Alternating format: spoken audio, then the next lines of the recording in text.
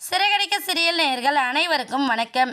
நம்ம முத்து மீனா 2 பேரும் ஆசைப்பட்டபடியே தான் அம்மாவும் அப்பாவும் ஒன்று சேர்ந்துட்டாங்க அப்படிங்கிறத நினச்சி ரொம்ப சந்தோஷப்படுறாங்க.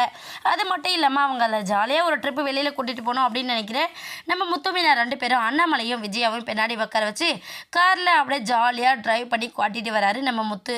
அவங்க 2 பேரும் ஒருத்தர் அன்பாக இருக்கிறத பார்த்து ரொம்ப சந்தோஷப்படுறாங்க. அது மட்டும் இல்லாமல் காரில் போகும்போது அவங்க கொஞ்சம் டிஸ்டன்ஸ் மெயின்டைன் பண்ணுறதுனால நம்ம முத்து பிரேக்கெல்லாம் போட்டு அவங்க ஒருத்தர் மேலே ஒருத்தர் சாஞ்சிக்கிற விதமாக எல்லா வேலையும் பார்த்துட்டு கண்ணாடியில் பார்த்து அதை 2 பேரும் ரசிச்சுட்டு வராங்க.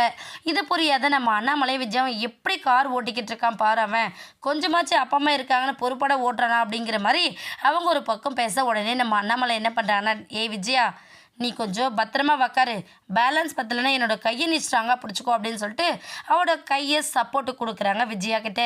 விஜயாவும் அவரோட கையை பிடிச்சி அப்படியே ரொம்ப ஸ்ட்ராங்காக உட்காந்துட்டு வராங்க. இதை பார்த்து மீனா ரொம்ப சந்தோஷத்தோடு சிரிக்கிறாங்க. எங்க அத்தையும் மாமாவும் ஒன்றா இருந்தால் தாங்க நம்ம குடும்பம் பழையபடி சந்தோஷமாக இருக்குது. அத்தை எல்லாரையும் சத்தம் போடுறது கத்துறதெல்லாம் ஒரு பக்கம் இருந்தாலும் இப்படி இருந்தால் தான் குடும்பம் நல்லாவே இருக்குது அப்படிங்கிற மாதிரி நம்ம மீனா சொல்ல, உடனே முத்துவும் ஆமாம் மீனா சொல்கிறது எல்லாமே சரிதான் அப்படிங்கிற மாதிரி நம்ம முத்துவும் சொல்கிறாங்க. சரி, இவங்க எல்லாரும் சந்தோஷமாக இருக்காங்க, இப்போவாச்சும் நம்ம தொழிலை டெவலப் பண்ணுறதை பற்றி நம்ம யோசிக்கலாமினா அப்படின்னு சொல்லிட்டு அடுத்த காரை வாங்கிட்டு வந்து வீட்டு முன்னாடி எடுத்துனா கண்டிப்பாக மாமாவும் சந்தோஷப்படுவாங்க, மற்ற எல்லாரும் சந்தோஷப்படுவாங்க அப்படின்னு சொல்லிட்டு நம்ம மீனாவும் சொல்கிறாங்க. முத்துவும் சரி மீனா, நான் அந்த காரை ஓக்க பண்ணிவிட்டு அமௌண்ட்டை கட்டிட்டு வாங்கிட்டு வந்துடுறேன், அப்போ தான் நம்ம ரூம் கட்டுற வேலையை சக்ஸஸ்ஃபுல்லாக பண்ண முடிக்க முடியும் அப்படின்னு சொல்லிட்டு நம்ம முத்து கார் வாங்கிட்டு வரதுக்காக போயிட்டாரு. அது மட்டும் இல்லாமல் இந்த மாதிரி ஒரு பக்கம் வீட்டில் எல்லா ப்ராப்ளமும் போய்கிட்டு இருக்கிறப்ப நம்ம விஜயா ஒரு பக்கம் மனோஜ்கிட்ட இருந்து கரெக்டாக பணத்தை வாங்கி கொடுக்க முடியுமா அப்படிங்கிற ஒரு சந்தேகத்தோடு இருந்தாங்க.